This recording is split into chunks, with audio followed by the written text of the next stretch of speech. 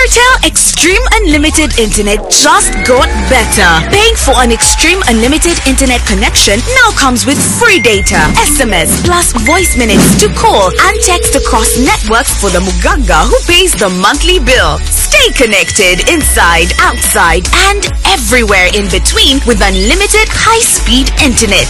Or go wireless with Extreme Wireless.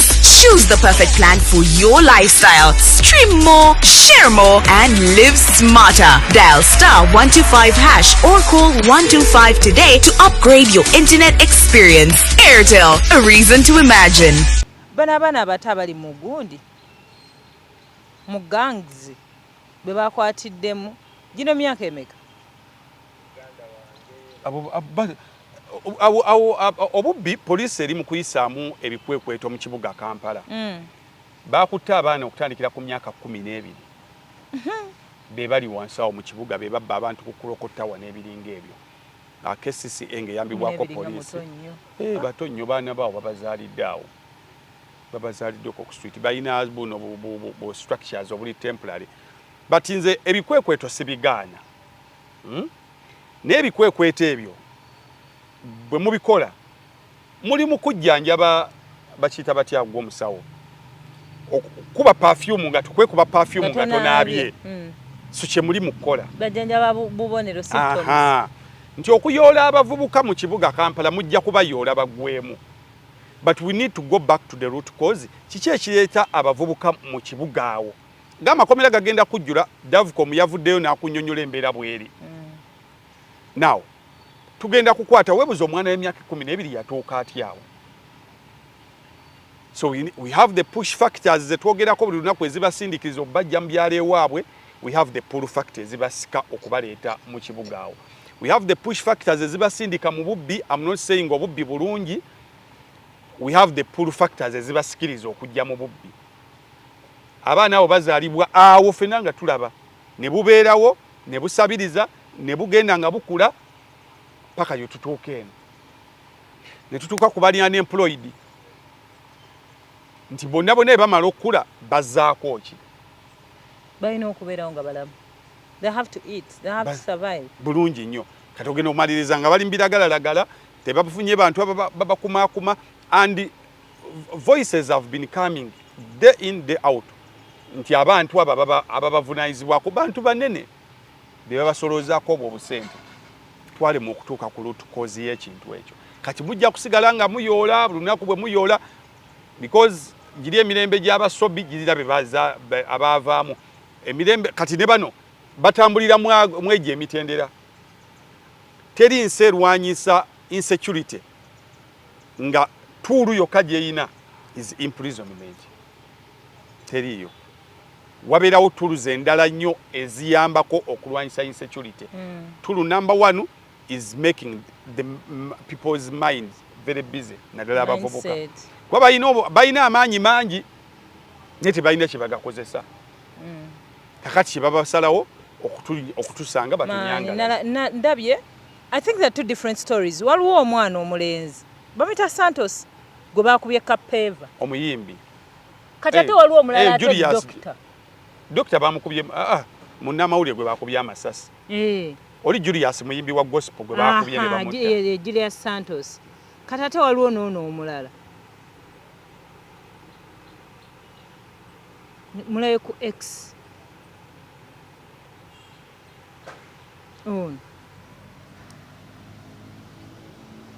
oba dokita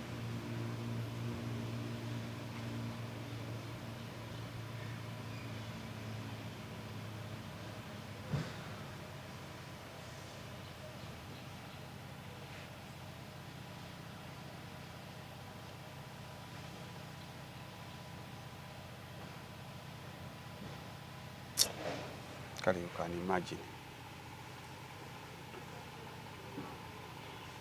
kyokka nno gwe bakuba naye bakubanga naye gwakuba muto munne naye tayinaamu yadde omusajja wateyabwe yagenda asome tewalabe bano abavubuka be bayodde kavidiyo akatambula wakalaba abaana baali mbaale abakuba munnaabwe ne bamubako emitwala namusa naye omwana oyo naye yaliko ebibuuzo school fees yali akola ki naze ateeka okuba ya bragginga nazo neje myako ogimanyi ng'alina essimu alina ne school fees emitwala na musa ate ng'ali tagenda ku ssomero nti agenze zisaswa they were coming back from school yava naze wakana agenda nazo ku ssomero nazibalagaalagako kati banne ne bafuna gapu baga tugenda kumusalako kakati ebyo byonna symptoms zaabyo is not will and has never been imprisonment because gye bubatwala eri bagenda okuvaayo ng'omulimu bagwongeddemu kati ate obukodyo okuba eri yewasinga baseniya agenda okuvaayo nga takya ali untamable. So we need a grand plan led by the will because will wano nga tetuyinaawo will tugenda kumaliriza nga buli plan gye tuleeta tetubbiramu nzibire twakava mu political environment ebaddemu sente nyingi eziri splashed there and there. Government kati erina program nyingi nnyo programs ezo ziri making abantu butaba na mirimu tuba tuli awo batugamba tewali sente zikola bino ng'omuntu akoze omukolo awadde omwana we emmotoka ya $2.3 n'ogamba okay weetuli no problem kakati that grand plan abantu nga bagenze mu gundi mu literature ne babawaayo yabawe $1,000 bwe buwumbyana. So we need a grand plan. Naye mbabuulira byonna tubikola ffe bakwefu abaana abo basinga kulumba ffe kuba ffe tutambuza ebigere mmwe muli Muhammad Kazi naye you will not sleep because this generation is angry and angry bayala ate tebayina bayisunguwavu kakati namwe temujja kwebaka era temujja bifugayo mirembe mujja kubeera we need a grand plan ati kati webaana malafu tukuba nga bajje wamu nga badda babali bati gang wamala bano nga badda kubaddako paka mu kaseera kakalumu abakozesa ne bakola bye bakola ne mubakolamu byonna bye mwabakolamu akaseera kaatuuka kati ekiseera mubate kuba tebakyalina kye babayamba kyonna kye baddako kukola luwalaba luli we baali bakyambuyiramu ne gundi ne yali what's her name yaliko CID oba boss what's her name mujja muteeka mu comment section now bwe baali bakyambule bamaliza bamukyambuye. So no one is safe nga gundi bwe yatugambye ng'avudde mu kkomera dini bo wasava yagenda ayogera lulimi lulala yagenza okudda eno Uganda fenna tujja kumaliza atwogera olulimi olulimi lumu oba gwani. There is that one moment when we shall speak. We actually never mulwogera behind us mwenna olulimi lumwogera abaafuna ku ssente waliwo omwana ennaku zino gwengobera ku TikTok okwo yayimbye akayimba abaana ba yero wamuwuliddeko mwagaba obululu nga musuubira ddembe yakajje mu luyimba lwa bodaboda olwa Eri Wamala kakati buli obo yagaba akaluluke whatever you protected is a sawa kisongeko ate nga neri batugamba abantu abo bambuno nalabani ayogera fe as in us Ugandans twakozesa ababaka twababikira bateka mu ssente zaabwe ne bagamba bajja zijjayo bayino zijjayo bagwa ku mabanja tewali buzibu so insecurity in Kampala and Uganda egenda kweyongera era buli muntu kubiriza security yo kati etandike naawe bwoba osobola okuteekamu bagala enzigi ez'okubiri ewaka teekamu bwoba osobola okutambula n'ogende ewantu nga toyina simu biki byonna w'osobodde weekuume kuba kati Kampala yafuuse kintu kirala nnyo kati jjukira tuyina effects z'olutalo lwa Iran ne America amafuta akabeeyi kalinnya ebintu birinnya ebyokuzimbisibwa byalinnye buli kimu kirinnya kakati security yo mu mmotoka yo bwoba osobola okusigala wonna wowulira nga wali safe lwana obeere wantu wali safe otherwise n'abatukuuma bennyini balinga yabadde Ukraine akulira oba akulira poliisi yaabwe yali zayininze waliwo video gye bakutte nga waliwo omuntu eyazze abantu bazze nga bakuba amasasi mu bantu abasoose okudduka babadde ba poliisi video bagiweereza etuuka baggulu paka ku president tugenda kubanoonya omulimu gwabwe kukuuma bantu lwaki badde badduka lwaki oba odduka yali asajja badde baga naffe tulinga owe Uganda yagambye nange nina family naffe tulina family asajja n'abajjukidde muti balina family naffe tulina family bagenza omaliriza nga abakulira alina okulekulira omayaga amawanga galina ekyejo people resign over just like that simple funny things mbu abakukulira bokulira balidde enguzi gwe tonnagiryako wabula bokulira then all of a sudden ngo ova ku bukulembeze omuntu aliye enguzi neyesimba nawo n'akalulu n'addamu n'akalya what are you saying naye bali badduse ku mukama waabwe n'alisigninga so that is Kampala for us is not very safe kale neshira tumwogeddeko pozi ng'olina ko waliseeyo Shira Gashumba Shira mbadde ndeza kwogera ku amplifying your voice over Kasuku's interview. I rarely omanyi ndwawo okulaba videos za YouTube. Simanyi. What triggers you? Lwogirabi. Like the sense. In the sense oba the oba nkiyite ntya wakati weekend eno nalabye interview nagirabye ku Wasakozi eya what is his name yali akulira Bukedde ndabisiza nadde njala kumanya kikyesa asindiikirizanga Bukedde okukakkanya Obwakabaka bwa Buganda to the extent wabaawo okusika omuguwa okwalinga tekukya between Obwakabaka n'Obwakabaka ne butuuka okuwera olupapulo olwo okusomwa abantu b'Obwakabaka ne CBS okuba interviewing. I wanted to hear it bamuyita Kulubi kati yali bebali ku top kati yali yawummula so he came out and naye nawuliza interview eri neŋŋamba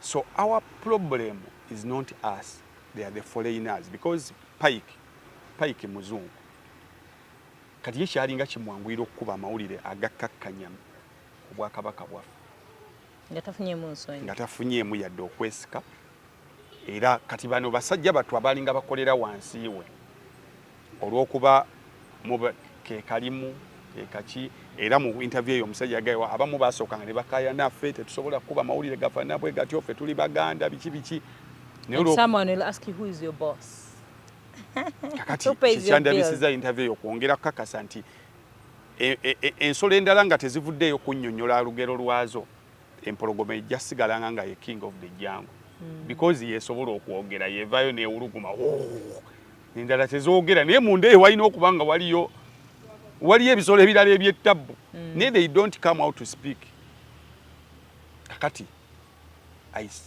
saw that interview neŋŋamba tulina okulwana nnyo okulaba nti naffe tufuuka ab'amaanyi so that buli wabaawo ekintu waba kati tugeze Hafi alina ekkungu waliwo story egezaako okukkakkanya Kwefu wabaayo Hafi wo gw'okubirayo n'omugamba Hafi why kintu kiri bweki ne bweki naye kitukuba ffe nga society aba asobola okuandastandinga ni kati Pike yali tasobola be understanding ye yayagala kwa kutunda butunzi ekifaananyi kize ono mama wasema kokiro ba yeyo basi yeye musooka kukuba lwaki Kabaka tawasa mu ngeri eyali ekkakkanya. That's why I watched that interview era nenyongera okukakasa nti tulina okulwana ennyo ffe abasobola machazo omuntu aba akusasula osobola okufightinga ng'olina mukase n'ogamba naye wano wendi bwawe wakkakkanya kino ne kino tekijja kusoboka kakati interview ya Shira nagirabye nasose waliwo clip gye nalabye eyantrigalinze clip about parenting yayogedde n'agamba kale taata wange saagala nnyo muwa vibe kubanga ajja kumera ebiwawatira I know she was kidding asaagamu ne waliwo ebintu bingi bye yaŋŋambanga kati ntandise okubiraba kati neŋŋamba lindako Shira has grown to this level. I know. So the wisdom that came from her, see a wisdom yali eva mu Shira 10 years ago. You know how people, there's some blog that picked off my tweets. Ne bagitambuza. Bwe bagitambuziza nengena nesoma mu comment section and someone was saying what I am saying is what they call backheaded information something oba comment nti obanga omuntu oba walabako gundi gye nakola ku gundi ku TikTok omuntu oli yajja nagamba I was speaking about my growth and then someone said mbo naize n'oluzungu wali alaga congratulations waize n'oluzungu your English was really bad. That's a backheaded comment. Someone just wants to trigger you. They want to make you feel some type of way. They're not actually tali mukuwana. It is they're being sarcastic. Kati of course nze nakitegeera nemulaga muno of course namulaga muno kyayogedde nakitegeedde but also I can't come here and brag about knowing English. Singa wakedde ku machano ngamba hafi wayiga Oluganda I'd be very stupid having grown up from here. Ompano tyo kubanga Oluganda njiga luyiga. It is a must. I'm supposed to speak my language. Kakati omuntu yagaye muno it's backheaded comment. Nawulidde bubi nnyo. Kai nawulidde bubi naye manyi it is social media. I just hope Sheila gets to understand it. Bwoba muto oyogerwamu ebyo ebikusuubirwa. Bayibe gaawe nali muto bwe nali omuto nayogeranga era nenkolanga ng'omuto. Thank you. Era kinkoze bulungi nti okyogedde ddala nga bwe nakyogedde. Nze nali soogera bwenti. Newegibeera 5 years ago. Newebeera actually 1 year ago nali soogera bwenti. Nze mboozi yange era buwambuuza nga kimu bibiri nga nkunyumiza bulamu bwa ndongo. Nga bwentegeera. Sigenda kuddawo kunyonyera bya relationship. A few years ago because nga simanyi bya relationship. Okitegeera. Kakati Sheila bwatyo. Kati oli yaziise ne politics. Okitegeera. Those days nga fenna politics. Ne kati omuntu olina okukula kati saagala abantu oli n'azimbye ekintu kya munne. So bw'okyogedde nga bwe nagambye nti this was not Sheila. Era ne ngamba mu gundi yange nzikangamba nsasira omuntu akaddiwa. Era kitwawunyisa nnyo osanga omwana nga muto ng'ayogera ebintu by'ekikulu. Actually nze such kids worry me.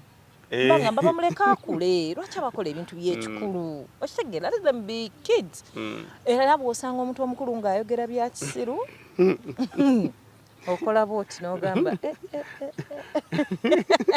nga saategedde tigundi ono bwana amala okukola what kati edda nga tukula gwenno gwe tomanyi nagundi zaffe. Which kind of money would you want to have? Handsome. Kamama wadda wali agamba kale nnyabo. Wa answer za kito. Era nga bambira by'osuubirwamu. Kubanga gwe ojja kutunuulira ku muntu bw'ati. Ye bw'abeera loyo bwaloyo bwe ne bugattirako. Kati ekyo ng'otuuse eno waggulu. Bannange ne tusanga ng'obyogera. Osikira n'embalagala. Oli wano. Atuyagala musajja kino ngamba njala omusajja bannange ng'alina accent. Era ngambirawo nkubirawo ekigogwa ne ng'amama. Ono mumuyite mumulalu mukiraba kiwala kirungi naye kiralu bannaye kizolo kubanga kakati era nze n'ebiseera ebisinga nsobola okugamba nze olumu omuntu mubaza amaze kwogera because me I don't want someone that speaks no sense. Ngenda bulungi nnyo. Of course you can be attracted. That's why tugamba omuntu beera muyonjo owunya bulungi labika bulungi. Kati wamala okunkuba ekyo ekisookerwako kiyinza okuba tekiri kubiri bye nali njagala but at least my eyes are attracted. Bwe tugenda n'entuula naawe the mind ebigambo byosooka okuvaamu si luzungu lolo wasoma Makerere ezo PhD zo z'olina si bisumuluzo by'olina bino ebiyitirivu ebivuga eri emmotoka n'eri n'eri si masimu mukaaga g'olina si mmotoka gy'ogiddemu awo kati waliwo abaana abato abaliwo abaagalawo so sinze so oyo mwana ky'omumanya bannange okukula. So don't be stagnant, that's the point.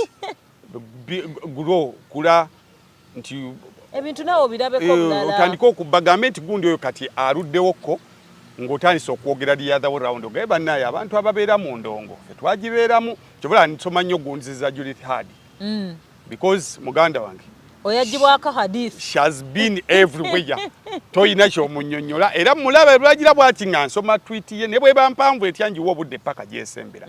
So big up Sheila Gashumba. Thank you. 1 2 girls there sibona nti bajja bitwala ne mulimu abajja bitwala. You spoke about good about family relationships I'm very happy my father is in love. Yamuteminga ate nga kituufu. Ani yateminga? Omukwano gwateminga Mwami Gashumba. Mwami Gashumba is my friend actually. Naye omwana okusinziira tata gwe yayina ne tata kati ayina omukyala. Batata banjawulo. Waliwo obusungu nga buba kuba nti nakayimba kashiba tekayimbiddwa kali kagenda kuse. Waliwo eddwaliro erimu lye bagamba nti abasawo baali babeera banyiivu. Abasawo tibabeera banyiivu nnyo nsonga za mutima. Mugashumba gatwalina edda ne kakati alimu malayika banjawulo. Just kati lwakuba nti yagenda okutereera nga political ayina side gye yagwa wagira ogenda okuwulira nga wanjawulo. So big up Shira, that interview is worth it. Kyaba buli muntu ngamba nnyo abantu nti buli muntu alinamu bakyogera nti every person has a lion and a sheep. Kyofeedinga kyekikula. Kasuku bwaba interviewinga bwaba ali ne Zubeda. There's a certain animal in them they feed because they rhyme there. N'omulabo yabadde ne Shira omulaba nga yegendereza nnyo babeera mu byakigezi. So buli muntu mugezi era buli muntu musiru kusinzira baani baali nabo. Era gy'omulaba omusajja oli ow'embuzi gwe bagambye eyagambye musima embuzi mmanya bwe zikaaba eba eyagala ki ne kimugamba kati bwekaaba bwekyo mayagala kugenda mu cooperative. Omusajja yasiriikiridde bw'ati. So but that interview buli muwala yenna ng'oli mu kutandika bulamu you need to look for that interview for Shira Gashumba. It has some few lifts you can pick for the betterment. Asobola n'adenda babudde omulasi n'agamba buli kintu kya kisiru twakikola. You may not wait to be knocked by a car to learn how to cross the road. Yeah. But you can pick a leaf from those abatomeddwa emmotoka nga basaza ekimama oba abazisimatuse by a whisker. Kuba mulimu abantu mbulamu mu ndongo muno ne mu bulamu bwaffe nga naye bwe yeekebeza nga mulamu agamba naye ddala obulwadde gye buli mbati omulamu. Waliyo abantu nga bwe yeekebeza nga si sirimu ng'omutwe akyali mentally stable yeewuunya n'agamba naye ddala tulina abantu baffe muno ffenna mulamu waliwo woosirika boga awo nayitawo ntya. Kati nga bw'otunulira abaana bebanze bwe mbeera bw'ogenda mu masomero eyo okwogera n'abaana they have those weird reactions ze bakuwa n'ogamba I wish they know. Nze waliwo ekintu being nti I'm the biggest girl nga ngamba kati we ngamba muganda wange omuto ekintu natakikola ne ngamba I wish I had someone. Nze nyinza okuba njogera ku lwokubanga nali simulira. I wish I had someone to tell me nti kino I remember my sister yali agenda tuula senior 6 nemugamba manyi tagenda ku university sente mzee zijja zimobula ate okomaawo olaba ebintu bino ebyokutunga bino ate bo sente tusobola oziddira otandikirawo waliwo oyagala ojja kudda joining ne dame want to go to campus olwo buli omu agenda ku campus olwo buli omu agenda ku campus nalumwa nnyo nti nze nagenda nenkoma mu kkubo ningamba ono mwana agenda akome mu kkubo noga singa nagitira ddala wali mu busawo singa kati ndi wala ningamba singa nze nafuna chance omuntu nangamba komanyi komano ku senior 6 ogosoko branching off obeko gyolaga osanga nalipangidde eyo bwe kyali era bayingira yattu oba ndoza nga asomyeko semem nemugamba kale nakugamba okitegeera kakati bintu bingi ffe kati fensi nyinza okuba nange ndi lucky nga at least tuliddeko oli ng'ayogera oba olaba show ya Farida ku Moses Muti omuntu najja nawa story n'ogamba osijja yitirawo bwe tuti ensi abamu tuyize ng'omaze obaako gw'owulidde kati ate mulimu gwe yakoonera ddala gwe ng'oli yagwira ddala kabenje ye nga teyafuna chance kubaako gw'awulira ayogera kati ye nga bambi they are regretting but again they are in that obuzibu already mwabuli bwe buba bulwadde abuyina bwe guba mwenge takyasobola kudda mabega bwe ba family tewali bwe guba mulimu tayina bwe guba ate kati abaana beno generation mwe muli very lucky kati laba bino bye twogera information in for free bwerere tewali yadde Jatawongo, waliwo olaba najja wano n'atulikodinga afuna ya bwerere teetaaga afuna beewaabwe bamutuuze tumutuuliza wano anti ajjukira ffe baatugabanga ne bayita simanya omwana wa anti gundi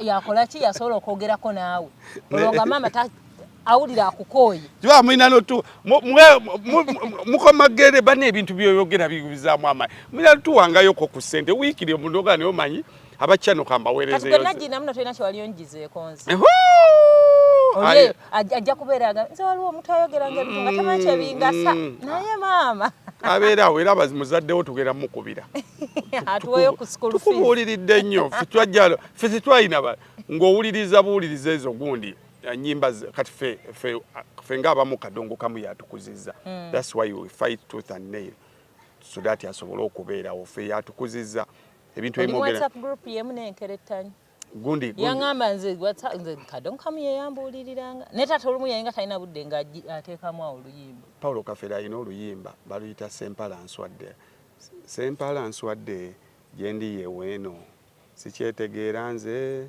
ensenda z'amaanyi sandibadde nti atandabaani oyo nga nfaanana essanga ensi yiina ekyuka essanga oli omuntu yali atemaganyeko bw'ati nga afaanana essanga yagamba ffe nga nze saawe nga fa era abazzukulu bo bajja kumbonyaabonya obbanya era kaddiwawo ate munange osobola netunuya mama wange ne mugamba nedda olimba bazzukulu bajja kuba bakuyisamu eggaali kabujja kujja wange mbunyonyera oyo jjajjamu oyo yantambulizako ku bunkenke ng'essimu yange evuga buli omu akuba bwetuuke wantu bwe bakuvuma bwe bayomba bwe bakolaki naye kati jjajja mukyalo oyo ng'atambuza ati abantu akanagine dali yagamba nga ntebagano alina layini gye yayima yagamba nti twafuna ebyana banange twavuga emmotoka nga tusulanga bakadino n'agamba yatukako ekiseera nga ssente si yazinoonya ze zimunoonya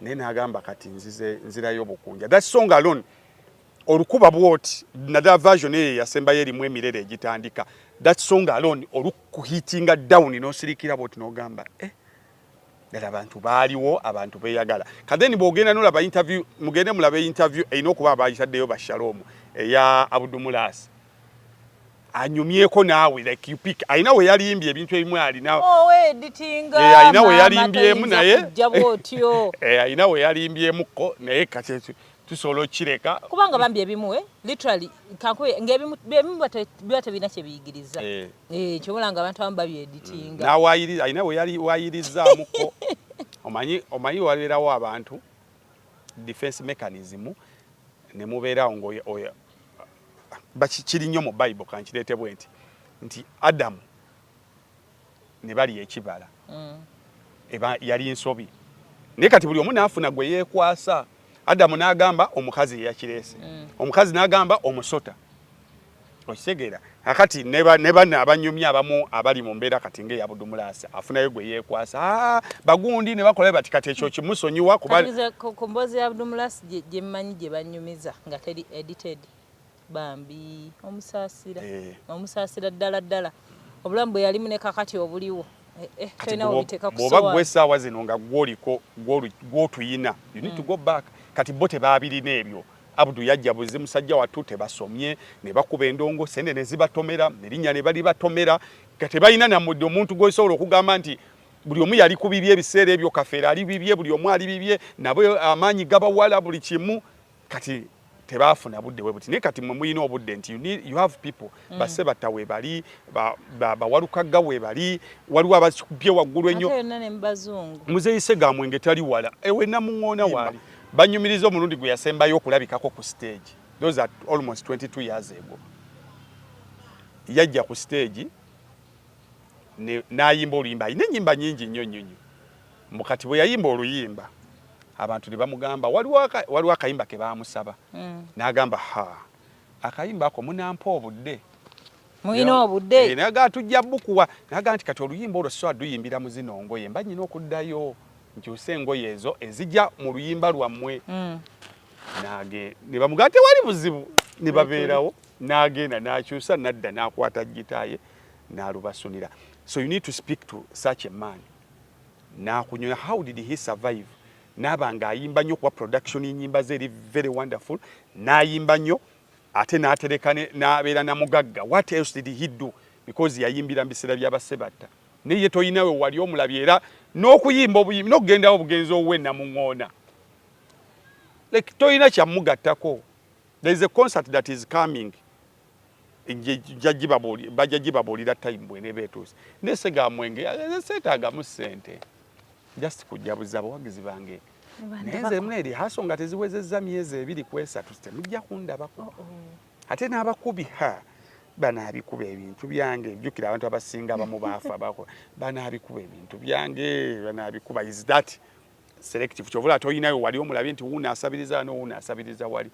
So you need to go back and benchmark on such people. So thank you Shira. Njijje ku Shira nti at least she has been there. Esaazi no bwakugamba nti I'm dating someone nagenze nensinkana family ye. Like you owulira omuntu atandise okukula. Si oli yakolanga zi interview nebidi ebigambo ebyokujja bw'osula no bw'osula. Waka interview ke yakola ngo ya datingira gundi. Good plan. Fa champagne tomunywedde cake tuzisaze era ngolaba mbika young girl ali mu vibes ze. Yakati atula wansi n'agamba bannange kino kiri bwe kitene n'owulira opinion ye naye n'omuwuliriza. So abakaddiye n'obusiru nammwe mujeebale. Nga wagambye abakaddiye n'abasiru bakaddiwa. To be for example. To be for example, ale mune example zaali vudde ludda. Babeerayo bwatobeeranga guti. Ye balinga mugagga. Nga bamugerezaako. Babeerayo nga ate no mbiti byonna abeerayo nga bagamba teri mugagga musiru gye bali. Gye bali nga mugezi mu kunoonya ensimbi ne mu departments endala tagatta. Bana tusooka tusale eggoyi ku Ziza Bafana nga yakutte Ziza Bafana nedira Kasimba abamukulu wange ye Kasendwa mwakutte akati temuzikiza Kasimba walukaga bwakukwatako akukuba paka mu music ke Kasimba akati ne Kasendwa yabafunye lwakwa Ziza Bafana wale yange eriemu. Your points may be right. Byonna byoyogera byandiba ebituufu. According to my observation, ku bantu abakwegasseeko observations byoyogera bisobola okuba ebituufu. Nebigenda kubulira mu kuwemulako. Akunkumuka. Ensonga egenda kubulira mu biwemulo. Kenzo tomuwemula. Rema namakula gwe mudragging okumuleeta mu ntalo mukazi wattu ali mufumbo bwe. Ali eri alina mwami we. Ekyo ekintu twakyogera aba Rema interview yagiraba ne omwami we. Namwe mwenemba mugijjukira. Rema tulazimu ku video zaffe ezasooka. Emikolo gya Rema gyali gya Kenzo gyali gya Rema naye era ebiseera ebyo ne tugamba buzibu Rema ne Kenzo we bagenda okusa. Actually si Rema na Kenzo bali. Amuza ne Rema. Kinakindi Nyamutolo Amza ezo bagenda osanga kijja kuba kizibu okwogera ku Rema n'otagatta mu Kenzo. Kyo kizibu okwogera ku Kenzo n'otagatta mu Rema.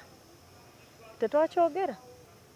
Kye kino kye tulaba olunaku olwaleero. Si kirungi tetukiwagira n'omulundi n'ogumu but that's man omuki omutango gw'olina okusasula. Gwe tusasulira okubanga mwenna mwedeetinze muli mu limelight. Bakuwemudde oli ayogedde esima mu nnyumba tebabiinaako mitwe n'amagulu. It was so bad Ziza Bafana. Then n'ebigambo by'okasukamu. Because now at this point twandibadde twogera ku nsonga Ziza Bafana zayogerako ng'era bweziba tufunga muzigumiza bweziba nga nfu nga you're refuting them but wulira kati bye tuliko. So kati point ye egenda yitawa. Nsaba bw'oba olina obutakkanya ne Eddy Kenzo gwe tunula mu kamera nnyonnyola nti nawaayo ssente zange nagenze embaale ab'embaale baabano baga tebafuna nga yadde n'ekikumi. Novaawo nga bw'okola nze I don't have any problem with your initiative of okulabisa federation but tobawemula ensonga zo zigenda kubula. Kati jjukira bo baakusindikidde beta era njala okuyitaano okwebaza Eddy Kenzo. Kyekintu kyaffe kitubadde nga tukaabirira ebbanga ddene yakikoze eky'obutagogola mu miro.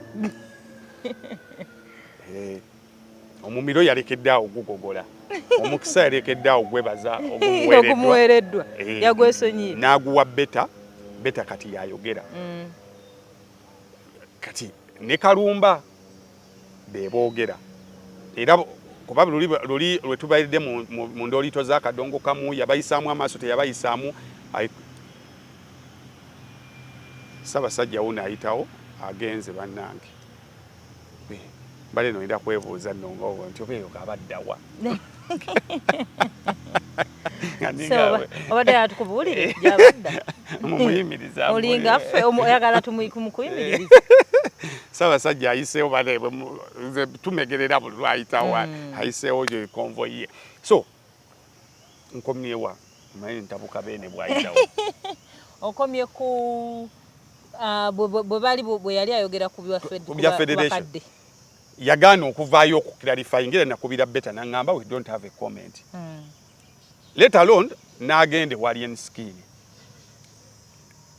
Alien n'akola statement ezaali zongera okuvoola abakadongo kamu but Kenzo was unbothered because Hafi bwemba nyina ebigambo bye nayogedde nze nga I insist I'm now quoting Afande Nakalema agamba nti Kenzo yamukubidde n'amugamba ye teyagenderera bavoola ebigambo babifuna bubi now if I want to prove nti saagenderera then Hafi nondaba ne Simon nga tulina we tuli Simon agamba kahafi wakayisizaamu nga ndyawo nyongera kunyeenya mutwe it means kina kiki kinali ntegeeza so nzi okujjako yenyini nga byeyogeredde naye from that gesture ebigambo byabiyimirirako era teyayina buzibu na oli yali ayongera kubigumiza na kubayisaamu maaso now ekyokugogola omumiro awo tewagogola era tewayogedde paka lwewabulidde Afande Nakalema ne ku kino ekyaziza Bafana webale butagogola mu miro kubanga ate twaligenza okumaliriza ng'embeera eyongedde ku bambi kakati Bafana ensonga za federation buli omu abantu bakaaba nalabye Likodera Butida nalabyeko Gravity King Saha olaba asuubula bitamukwatako bitatunda n'abiguza abantu lwampaka ne babigula ne balaga kakati ate luno olutunda ene mpuuta ensava bwe naye musuuza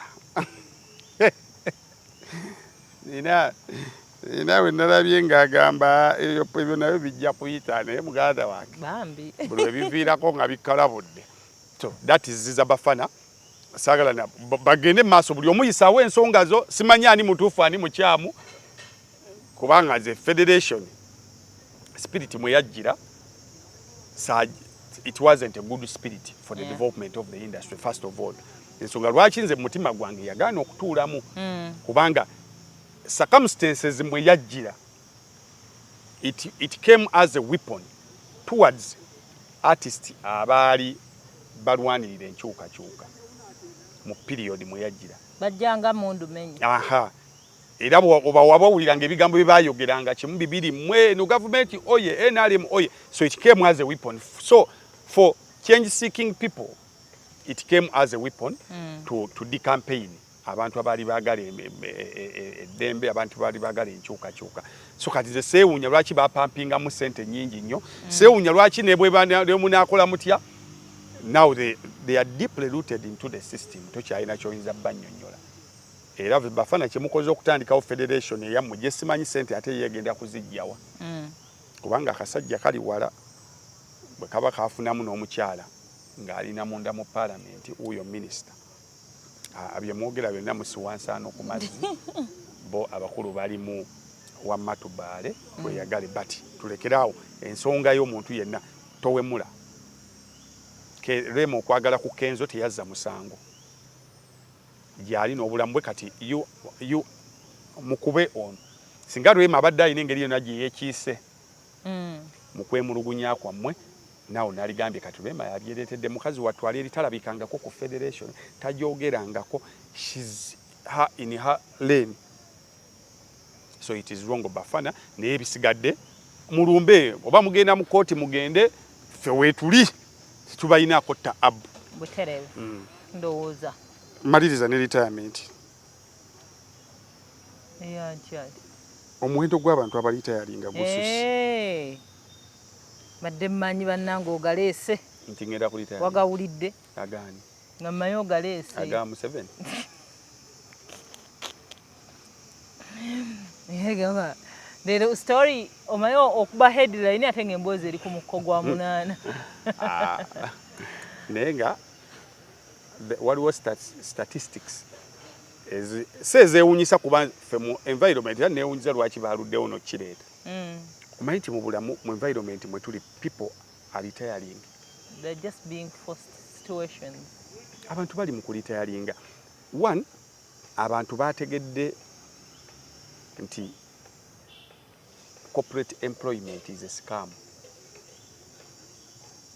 Naddala 5 to 8 is a scam. Abantu bagenze bakitegeera. Omuntu osoma okuva nursery paka n'ogenda paka ku university nojja notandika okukola omulimu gwa million 2 buli mwezi. Feno letujubileeti nga bannanga afuneezi. Ogenda ozitematema bwoti ng'omwezi ofisa. Oziteeka embulamu bwa bulijjo. Omwezi ng'ofujjukira olina black tax ow'okusasula. Olinayo mama ekigogwa, olinayo obulamu bw'olina okutambuza. Ogenda omaliza ng'omwezi olina emitwalo aga. Njagala oteeke ku minzaani gwali eyandaba. Kyengenda okuwa si kinene nnyo. Teeka ku minzaani abantu abaasooka mu corporate world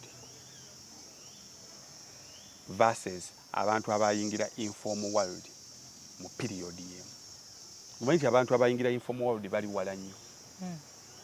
Nnyo. Abaali mu corporate world bandi receptionist, bandi manager, bandi ebyo ebintu. They are there. Bamaze emyaka agamala emyaka 3 mu company. Agenda okutuuka wali we bamugambira nti tweyanze. Yajingira ine emyaka 3 mu 5 kuba ine kubanya emyaka 10 egy'okunoonya omulimu. Noyingira ine emyaka kala 3. Ogenda ogivaamu ng'olina emyaka 6 nga ky'olina kyokka olinawo poloti olinamu n'ennyumba n'akamotoka akatonotono n'obadde nosasulira looni emyaka 2 emabega n'abaana abasoma ng'abamu bali mu primary abalala bali mu secondary. Ne bakuteeraawo kadde bakuteera embwa n'ojja eno ku street nga tobitegeera ne bakuwagula tiwitewo wa million kale neziba million 10 ne pension bagenda obbikuwa nga tomanyi ogenda bbikozesa ki ng'otandise n'okulwala. Effects z'omulimu oba obadde oweetikka oba obadde tova ku nnyonyi oba obadde nga mu SC oba obadde nga mu motoka nga bakuvuga wenna ogezze nga otandise okufuna ku bulwadde bw'ekikadde. Kyokka banna abaayitira eno mu informo bali walako.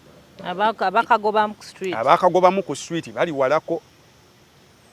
Era lwakuba omwana oyo yakyogedde bubi n'agamba nti naye abantu abali mu corporate world, corporate prostitution wamaanyi nnyo n'okusinga oli gye yagambye abaana balina botiki bonna beetunda. Kale yakigaziyiza nnyo nti bonna naye yaligambye abasinga. Yamaze n'akizzaayo n'agamba abasinga si bonna. Yamaze n'akizzaayo lwakuba ffe ekisooka mu baluwa kye kiba ekituufu. Maama ekiseeraniiko bwe lisooka mu ddiiro lyemulya oba mulinda emmere lyemulya. Akati mbabuulira kye bayita corporate prostitution ali waggulu nnyo. Aliko n'akawuuwo. Ate tewalaba oli omusajja owe Malawi nga kyakola bakyala very smart corporate women. Abaana bali ku reception okwo bafuna emitwalo 5 omwezi. Emitwalo 5 kajjukira wa reception tayina walala wa because okera ku mulimu saawa 2 n'ovaawo 11 nno ng'oli mu company eri serious. Abantu obeera receptionist ng'olina n'ebirala by'okola muvaamu saawa mu kitundu 2 mukama wamwe abatanafuluma temufuluma noberawo paka saawa emu kitundu noddeeka ne weebaka ku mitwalo gyaga omwezi ne gugwa wali oli mwana wa buwala olina okusibako akaviiri enviiri eza layisi kati ziri mu sinalabye nina we nasasudde enjala awo nagenza okuddamu okukebera ku ssente zaine nga kati olina akaviiri olina enjala ebyo byokka buli mwezi bibalira ekitone nnyo emitwalo aga okulabika obulungi osobole okujja mu corporate world aga olinamu akagatto olinamu n'okushanana bw'oba tolina mukisa gwa kufuna C&G nga akwambaza olinamu okushanana engoye z'abakazi tezigambikako ogenda okumalizanga emitwalo 5 olina okubaako era ate eyayiya bu uniform mu companies abo naawe twagala okwebaza bambi wayambako abasomesa babeera mu uniform babankers babeera mu uniform gwe anti engoye zisobola okusuula eddalo obubulawuzi n'obusikati nga bukutukira abaana ku mubiri naye kati bagamba wansi yiyizayo ne waggulu tukuwa ekiyuniform kati abo abaana n'omanya kale atambuliddeko awo n'otunuulira omuntu ng'alina kampuni mwakola ng'anyuma bo obusuuti tubwambala naye ogenda okumaliriza nga waali mu kampuni nze nalinako mukwano gwange ng'akola mu banka ate abo ewaabwe miwunyo ate olina olabika ng'omuntu atereka ssente z'abantu ani akusanga ng'otereka ssente ze ng'olinga ekisiimu banka erina ekizibu ekuwa essuubi nti oli mugagga era mubeera mu miiti egamba tulinawo ndoza biliyoni nga 5 kati gye mukoma okwogerera mu puluulo owulira nga mulina biliyoni 5 bazita batya fulooti simaya babanka emubiyita simaya banka closure of business Uncle Muchagam, your boss tells you that we're family. Show me your mother. Show me your mother in that family. Mwana ogano kijjukira munga boy. Era mbabuulira omuntu yenna. Oli ku kicuba. Olaba ffe abakola part time.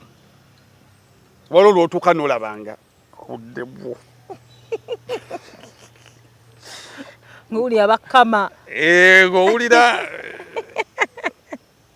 Ogenda otulira nosanga abaana be mwasomanga nabo nga yayingira eyo wansi n'atandika okuyiriba n'atandika okusuubula ng'akwegombako linnya mwana muli baserebu naye nga yalina okwokyalo muli baserebu nabyogerera mu mmotoka ki nogalinda kono si gundi yani agali agasiru mu kibiina ng'ensi emuwulira oba mbumuwulira ng'ali wali n'omubuuza ng'oludde okulabika nali ine mmotoka zange ze nali ngenza okutuusa n'omugaye emmotoka zo nti natandikawo mpolampola ate kati abaana aba street nabo bayiga tebakyebeezaawo simanya kigafula mwana abeera ku bondi batunda mmotoka ngakuba akasuuti kwefu nga baba batukula mugamba nange akola mu ofiisi yaawo tayogera no bondi gyakola ku Loom Street nogamba okola street ezo zibeerako obuzibondi ennyo ayogera street kwakolera Lumumba kola ku Lumumba Avenue kyusa eryanda tubamaliriza kaakati nkukubiriza yenna asoma ffe tuluyinza okuba tetwafuna baabitugamba do not lwana nnyo obeere nga oba nkugamba eki corporate world employment world mukama waba asobola ogikutaasa ng'osobola okuyiiyayo ne bwogenda n'ogamba nti nina muwogo wange gwe nsuubula abakazi ababeera mu butale obwo oba bw'oba ng'ogiyingidde bakulaba ku TV okwo nga weekyanga naye bagenda okugamba nti waliwo omukyala akwagala ojja okola obwemusi ku mbaga ye nti akolawa agambye ali mu katale wali ogenda otuuka mu maka gaabwe maama abadde ng'asuubula muwogo asuubula ente asuubula kino so the resonance of this generation twayingira corporate world etuliko etukamula egenda okukuta bwoti nga tokyalina kyosobola kuzzaako kyokka abaana be waleka mu kyalo bo balima emmwanyi zaabwe ogenda okuddamu nalabye Mukasa nga celebratinga nga emmwanyi zatandise okungula Patrick Mukasa achacha ne waliwo obeera zaali mmwanyi oba byali bikibambi enkuba amazzi gabiyita n'akaaba n'agamba genkaba genkomba kati ate yakungudde so bw'oba olina kyosobola okugatta ku eyo bw'oba osobola okukendeeza ku budde bw'owa kampuni eyo nojja saa 12 novaawo because there is no growth in those companies. No growth. Certificate ng'omwaka guddeko. Time you keep teri company ekola salary increment ya times 2. Bongerako mitwalo 10 mitwalo 20 then ne bakuwayo n'ekifo ekirala.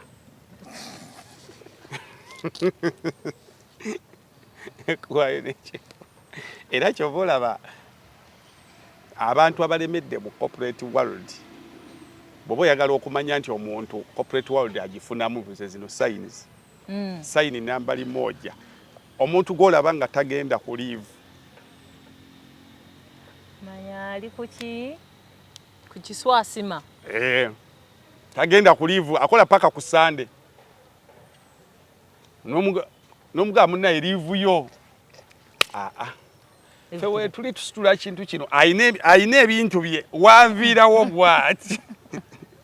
Ayina basupplier be ye yabamanyi. Tayagala yadde okuseeseetuka. Ate aveewo bagambe ikwefu tuuliramu gundi. Bagenda okubalaga erindako. Ono nga waabeereddewo ate magoba malala.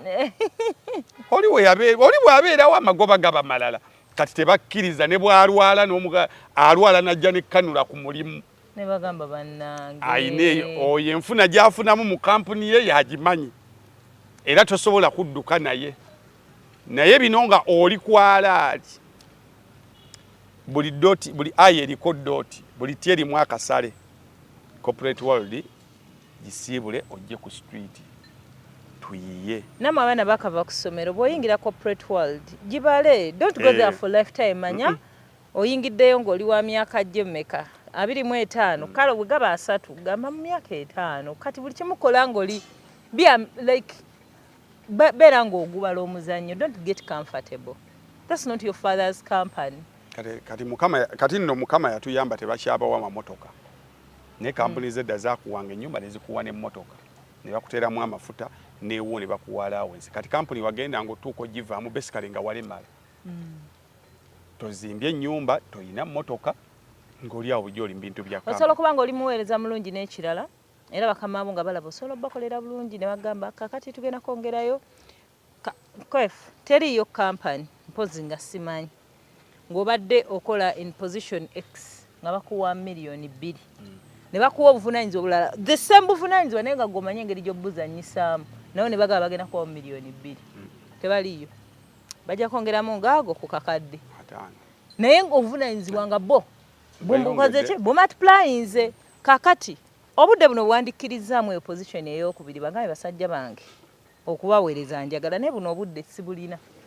So that one we gwenga gwo omuntu nawo bako kyoyiyiza banaffe tubabuulira temutunula nga ffe. Waliwo company yali yagala okumpa obwa PD mu biseera bya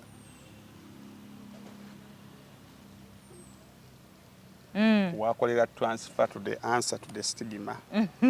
Ibanga eneyo yakola answer to the stigma. Ne bangamba ne mbagamba wait a minute.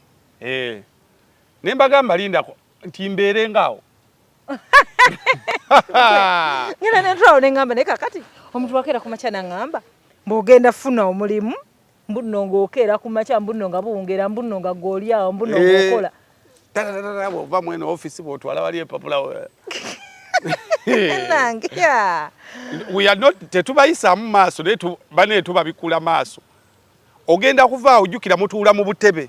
Temutaba ogenda vaawo ng'ebigere bizimbye nga we n'omutima gwajjulako amasavu nga oli mu ndwadde za kintu kikulu bw'ogula properties zo toyina na budde buzirambula ogenda ozisanga nga baazibba dda ebyapa baabikyusa dda kuba naye weekend Saturday gy'olinawo ate wabeerayo omuntu alina omukolo ku mulimu. Nzalwa gye nali nkola gaye yali piddi waayo yayagala resigning I think a year after I left over 2 years. Mukwano paka nakati akyaliyo. Tosobola bakutuuza. Tosajja bakuba akalimi. Era bw'oba wakudduka ku mulimu tosiibula. Bawandiki bw'onoowuliriza bw'oti. Ekizibu ekintu kyawe bawulirize olyoka bategeera.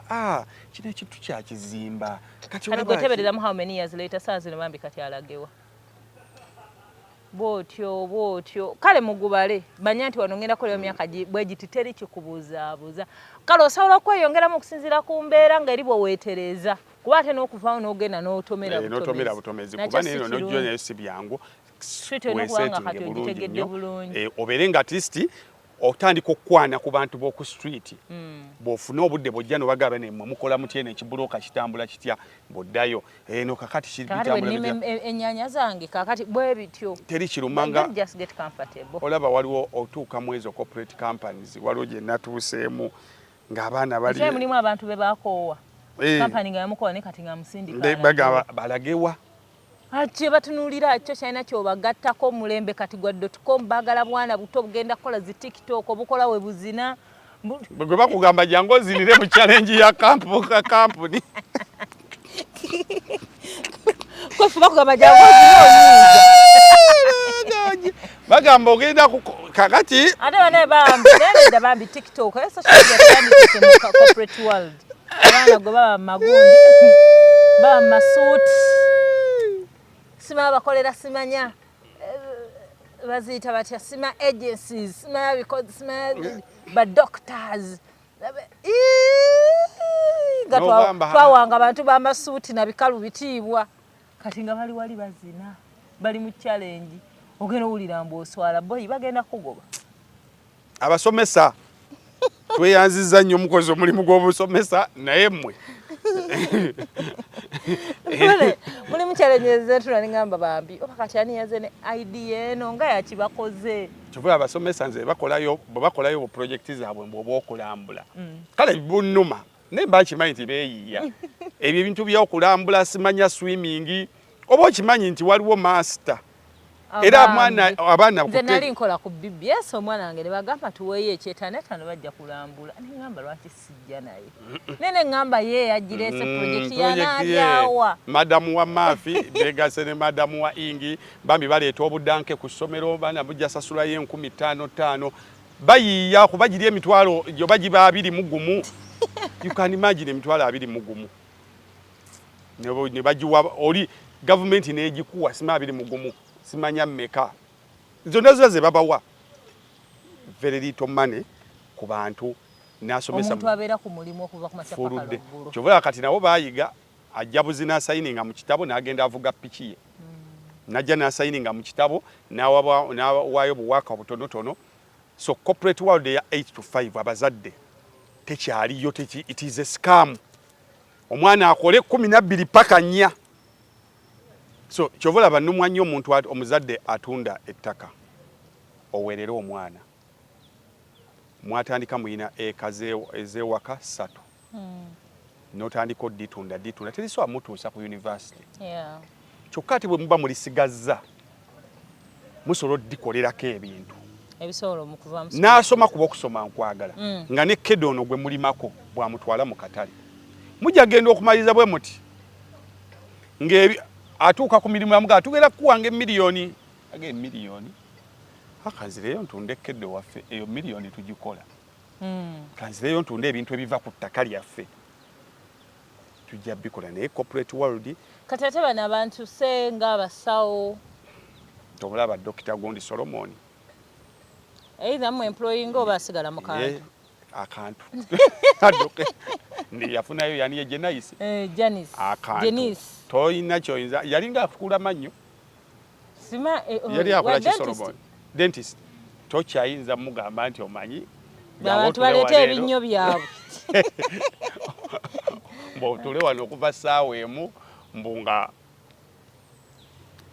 kali akantu okamanyi ku mazina kwatava tasobola yadde okuvaako I think also nseno nokukyuka okyala abasawo tebakolanga full day babanga ba part timers akera ku makya navaawo ku mukaaga kuba obwongo bukoowa akola ku muntu omu bwotyo olyango nalaba omukazi luli ng'akoze omusawo nga yekubya akafaananyi n'agamba nga tadde ekifaananyi n'agamba today I've seen 365 patients tekisoboka bannange ate nno munnange nga babalaba naye oba okyali muntu abamu just attendance oba tekyalina kyobaga bajja buzina nnyonnyola n'agenda tedda twalina ba radio presenter nga atandi ajja kumpewo ku ssaawa 4 n'avaako ku 10 ngayogera ki yawogera sawa 4 paka 10 olanze nva mu Morning Express nengenda bigenda bitya bwe nva bigenda bitya sibuuza de gwensanze mu lukuubo paka mu mmotoka mbasi aba mu kigambo n'ekyo.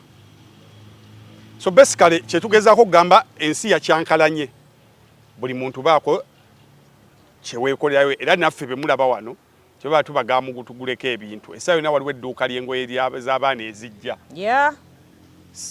kati tomanyi katwategedde teriyo aba mukwano gwange emyaka gyange nga tali kati kuzaala kyekyo ayo nongamba muno hafi byotunda sibirya nze no waliwo omugagga yaŋŋamba buli muntu adiringira nnyo mu kimusumbuwa mboli bwaba kulya kwe kumusumbuwa akola restaurant kyobulaba restaurant z'abantu ezisurviving ennyo omanya emmere yali emusumbuwa nnyo nga bafumba bubi eyo kati nadde mmanyi naawe bugoye bw'abaana kati bwe bukusumbuwa si bugoye bw'abaana nategedde kati toyinza butampagira dola tayinza butampagira kati mmanya muntu tampagidde tanjagala bwagazi musaakozizo ffenna tuli mu level ya kuzaala mwenna muli bwe mba planning a business anti oyina plan bwe planning a business ogamba abantu bama wate yayina kuyingira business ya zigomesi kuba bakyaliire bonna bannayo bako mukolo gwe bakuyita gomesi kikoyi butereevu bintu modo kati togenda kuŋŋamba kati ng'eri gye mbadde hafi naali agadde naye nze sibiyabisi wakati le test y'abaana ogimanyi so kakati byebyo tusawe n'edduuka ly'abaana baliyita batya GMS nagijja mu mannya ga Jared naye baddaye omwana oyo oba banne balisangawo kukaanya GMS kati emu kyeki Michael his baptism name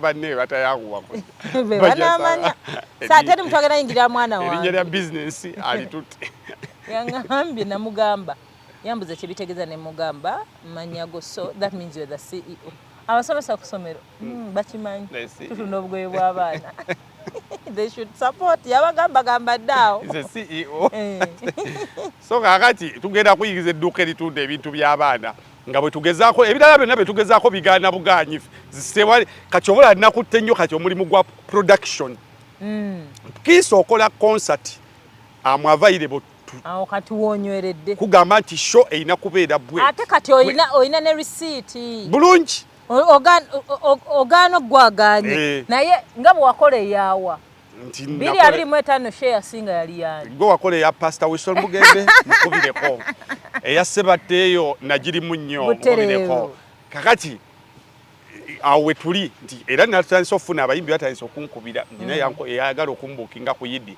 mukolere production ate naye audience yantegedde nnyo naye bataddeyo video yakazibwe kapo ku TikTok ya Enobits wetukolera lihaso abanaga that guy who is writing bwaba yabirimu it's going to be wow so kati awo mu production kati omanya nkola ku radio kati oba okola bivulu byokka bonna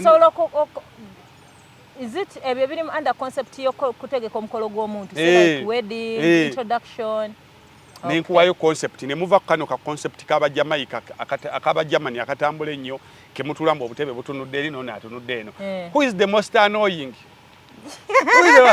tuyiyayo ate mukwanjula kino ekyetooloola omugole kwatuula nakyo kikaddiye twetaagayo ekipya so kakati mu production awo oyagala abakozi naye ng'omukozi era gwamwesomeseza kuba kati MC muyina mugenda mulabako ku show yakazibwe ngali well produced mukozi MC ogwo omulimu gwo bagenda gunkakako obulasi era deposit nakugambye ngenda kugula table ntuule nange ndabe tompa bwa MC kazi bakapogana mwogerako ojja ku producing bulungi sigamye kati naye ebyokulowooza nti abantu bagenda batutegererawo nti omuyimbi olina omwogera kwa nja ku producing backstage okugamba gundi gwaddayo gundi omaliriza gundi kati awo wendi MC mulina n'ebisigadde tujja kutambula so kati yiyayo ku bintu ebirala yiyayo ku bintu ebirala mugende mu production mugende mu produce someone was telling me nti olaba ebintu bino ebya bulijjo ebikozesebwa ewaka kakuwa example nga akanzaali nti omuntu akola bunzaali bw'ofuna buli kimu ekyetaagisa n'otandika obukola ate oyinza obutatandikira wano Kampala genda mu districts endala eyo sooka supplying Inakyali wange akola bizigo ne wano kuba ebibuuzo biyinza okubeera bitono ate n'akatale n'okafuna osobola otandika ofulumya mu Uganda nga Kampala tebamanyi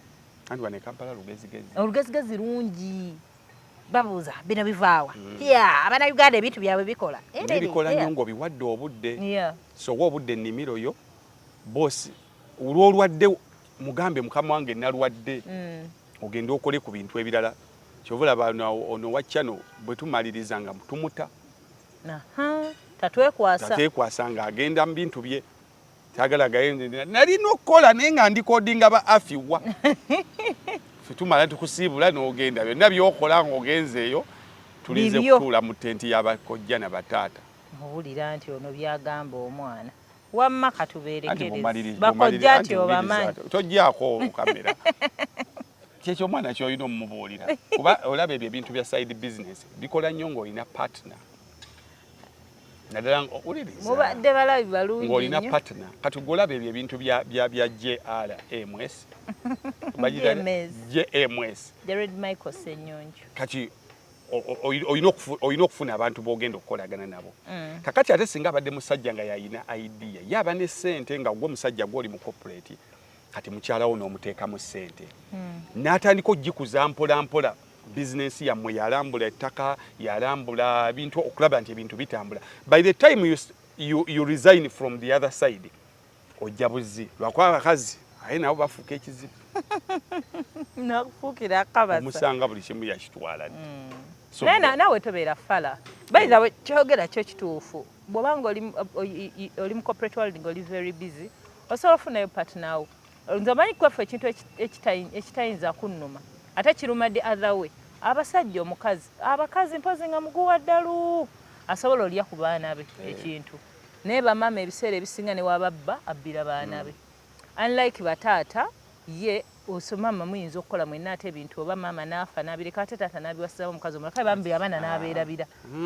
bataata bo beerabira ekituufu bo bataata beerabira ge mazima kwefu nedda naye maama era yazunga n'ebibye okuleka nga mulalu era tuba tugamba nokasimaa mulalu kakati bataata bw'omanya nti okoze ne maama abaana kati gwe ekikulumirira kuwasa mukazi mulala biri byonna byonna ogaseeko byabwere kuba nekimuwasisa omukazi omulala era lw'abaana bano omukazi omulala jalabirira abaana kati gwe oba oyagala akole ki abakazi abo bajja ne babakyankalanya abaana bo n'obajja ne bava ku mulamwa ku 10 wakalaba mubaamu gwe tewaliyo abasajja omusajja akola ne mukazi we omukazi n'atwala ebintu n'abaana katale n'afuniramu omusajja omulala n'amusendase n'abali mukwano ne batunda ebintu. I actually don't have a problem with muntu kufuna muntu mulala because omuntu yenna omukulu oba mwawukanye oba oli afudde ofunayo omuntu omulala naye abuzibu ennano omuntu omulala azze igwe butabeera under control n'akujja ku mulamwa sayidi zombi ne bamama ate gwe tonnasangako omukazi gwe baggyeko bintu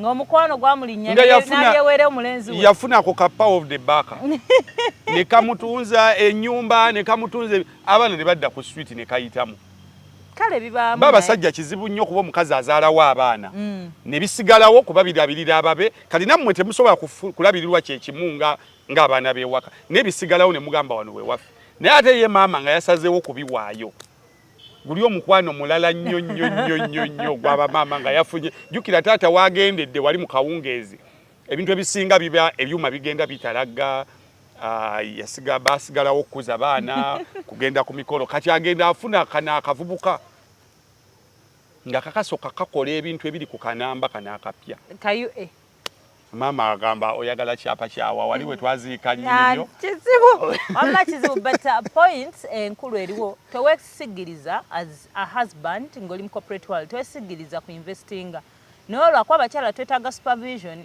omukyala business ng'ovudde ne mubyakwawoka naye asobola ogirya abakazi batono abalwaninga business ne sustaininga anti babeerawo mu buuni ne batandika olwanira obuviiri ne batandika okugula iPhone Pro Max ne batali naye bw'osanga omukazi bw'osanga bayira omukazi ng'akola nga ye asobola oggirwanirira abambi ayamba buli nnyo ogenda okunnyuka eyo ng'owezeza 60 years okuretiring nga mina emutandikira so making sure munno omutegeera naye akutegeera obeeko ky'oinvestinga nga bw'oba tolina akutegeera ng'olaba bajja kudduka nabyo investing butakataka buteeke eyo ebyapa byobeere ng'obiweza